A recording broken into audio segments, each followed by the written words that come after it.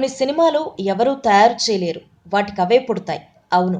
ఇప్పుడు 'మాయాబజార్' లాంటి సినిమాని ఎంత ఖర్చు పెట్టినా, ఎంత మేధావులైన దర్శకులు తీసినా అంత అద్భుతంగా తీయలేరు. అంతేకాదు, అసలా సినిమాకి పనిచేసిన బృందం అంతా యథాతథంగా అదే సినిమాను అలాగే తీయాలన్నా అది తీయడం అసాధ్యం.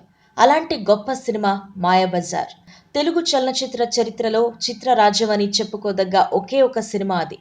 రిలీజ్ అయి 60 ఏళ్లైనా యావత్ దేశంలోనే అతి గొప్ప 10 సినిమాల్లో మొదటి స్థానంలో నిలబడ్డ సినిమా అది. ఇప్పటికి ఎన్నిసార్లు రిలీజ్ అయినా రికార్డు స్థాయిలో వసూళ్లు రాబడుతున్న సినిమా అది.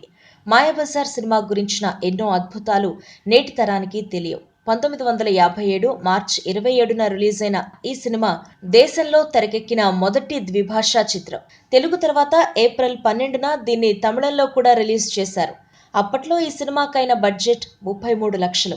అదే సినిమా ఇప్పుడు తీయాలంటే బడ్జెట్ 'బాహుబలి' బడ్జెట్‌కి 3 రెట్లుంటుంది. అంతేకాదు, ఇప్పటి వరకు ఎక్కువ మంది ఎక్కువ సార్లు చూసిన సినిమా కూడా 'మాయాబజారే'.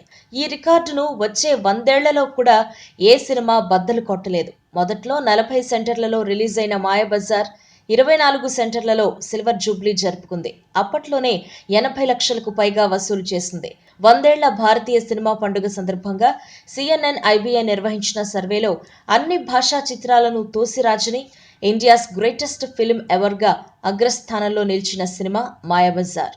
2013లో ఇదే ఛానల్ నిర్వహించిన దేశంలో తప్పనిసరిగా చూడాల్సిన చిత్రాల పోటీలో కూడా 'మాయాబజార్'దే అగ్రస్థానం. 2014లో ఇదే ఛానల్ ప్రకటించిన 12 గొప్ప పుస్తకాలుగా మార్చగల భారతీయ చిత్రాల జాబితాలో కూడా 'మాయాబజార్' స్థానం దక్కించుకుంది. ఈ వీడియో మీకు నచ్చినట్టయితే లైక్ చేయండి, షేర్ చేయండి. మరిన్ని ఇంట్రెస్టింగ్ వీడియోస్ చూడడానికి మా ఛానల్ కు తప్పక సబ్స్క్రైబ్ అవ్వండి.